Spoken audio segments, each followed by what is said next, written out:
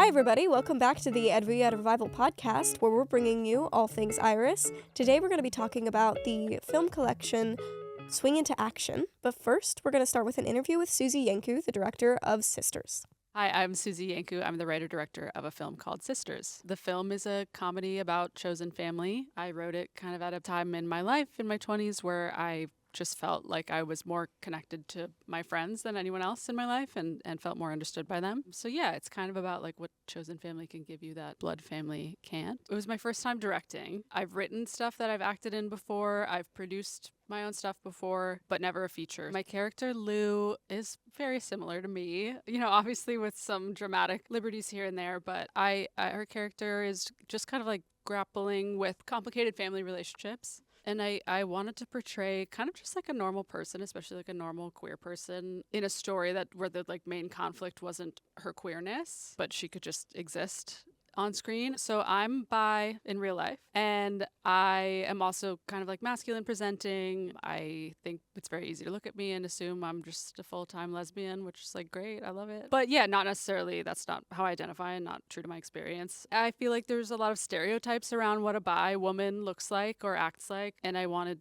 to show a different experience because it's my experience. I wanted Lou, my character, to be very open about her identity in that way. I really loved hearing from Susie after seeing Sisters. It was a really fantastic film about chosen family. But talking about Swing Into Action with me today is Josh. Hi, Josh. How are you? I'm great, thank you. How are you doing? I'm all right. So Swing Into Action was a collection of 4 films. Again, they were all international, so this is one of the international collections. Yes. Yeah, what did you think? Well, like the title says, it swings into action. I believe that they were very fun films. I was quite immersed. Mm-hmm. Those films also, there was comedy, there was action, and there was drama. One of those films was very gripping, in fact. It had such raw emotion that it really pulled at my heartstrings. Mm-hmm. That was the film called Marleen. Oh, yeah. So Marleen, yeah, it's about a woman that goes to group therapy, yes? Yes, it felt like a one-to-one interview, like a meeting of sorts, talking about their life experiences and insecurities. And there was a point in said film where it got really close, like realistic. Like I felt like personally I can relate, Mm-hmm. with things in my life as well. Mm-hmm. It felt relatable to the film. Yeah. And I can feel how the character felt as well. It really hit close to home. It did. Yeah. But it was a great film that was, Marleen. Yeah. And really wonderfully shot as well, even though it was one setting, simple shots, but just really made you like really showed the art of like what filmmaking can be. Because it really puts out the message of you don't always need a massive budget to make a film, Yeah. or you need all these fancy things. Sometimes you need that element of acting, Yeah. like raw acting. Mm-hmm. And it can really shoot that message and get the audience immersed and make them think, wow, that was life-changing to watch. Yeah. It was incredible. It was really well acted. Yeah. But also one of the films in this collection was Organza's Revenge, which was a stop-motion animated Yes. comedy, which was really fun. Organza's Revenge it was very enjoyable to watch. It reminded me of a TV series I used to watch when I was younger named Robot Chicken. Oh, okay. It was, and the way they did transitions, Mm-hmm. it was very playful, the whole movie. Yeah. Fun, playful, comedic. You could tell that the creators of said film had, their own fun as well. Yeah. The story, it was chaotic. Yeah. It was definitely a fun time. I just couldn't stop laughing. Yeah. Like, me and my friends went to watch it, and we couldn't just stop laughing. There was Yeah. different characters, and even then there was some points of the film which had slower moments that still had those deep feelings Mm-hmm. about how it was like relationship Mm-hmm. values and problems of how you can't always have that one partner fix all your problems. Yeah. It's having that sense of independence Yeah. was the message it's trying to push. And it was good to have that deep moment in the story as well. Yeah. Give someone a breather Mm-hmm. from laughing. But Yeah. all in all, it was colourful. It was different from all the films that I've watched this week. And it was a wild ride of an experience to watch. It definitely was. And I enjoyed the fact that the main character had a decent character arc as well. Like Exactly. they didn't start out the film being unlikable, but they definitely started out the film being like morally grey. And definitely went on a journey. I mean, physically and also emotionally. But yeah, it was a really fun time. Because, again, it was like a roller coaster where it was like a slow rise, and then it's loop-de-loops and corkscrews, and again, fun. Yeah, it was a great time. Another one on this list was Hi Mom, It's Me, Lulu. Yes. Which was a very emotional piece. It was another film that I would describe as drama. Again, it's one of my favourite words to use, gripping, because it grabs my attention and I'm on the edge of my seat. It's like a story of a person who was a drag queen from Istanbul that goes home to see their family, and a lot of it is it's challenging tradition, because some families as well, even mine personally, we have our different traditions and doing things, and it's also for me, how I saw it was about acceptance. I was happy to see that one of the family members, the sister, accepts the character for who they are, and they talk to their father towards the end, and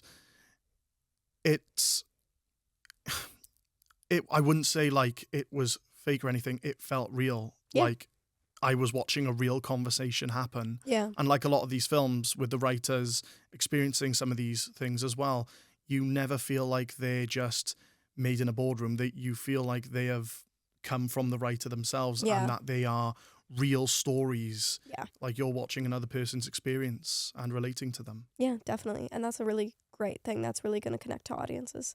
Yes. Yeah. But yeah, Hi Mom, It's Me, Lulu was amazing. Yeah. It was colourful. It was shot beautifully. Yeah. The scenes of the character in their outfit at the club and the lighting and dancing. Yeah, it also showcased beautifully the contrast between the two worlds almost. Yeah, the film put a smile on my face. It really did. I really enjoyed it. Now the final film in the list was Rainbow Girls. Rainbow Girls. What a ride of a story. I loved Rainbow Girls. Yeah, you'll be hearing that from a lot of people at Iris as well. A lot of people loved Rainbow Girls. It also had one of my personal favourite trans actresses, Nava Mao, who I saw in Baby Reindeer. Okay. And seeing her in the film was just, I was surprised. I was in the theatre and I was like, my jaw dropped, and I was like, That's great. But like, it was even the start where it was just quiet of a tour guide, showing the different parts of the city, and then bam, these characters are running through with bags of shopping and shoes in their hands, and you're just like, whoa. And then it cuts into the story where, you see the main character, and she works at this shop. I would like to say a boutique type shop. Okay. And these two people come in. They are trans, Angel and Daisy. And already they're bringing the personalities in with them, because you can tell they're fun.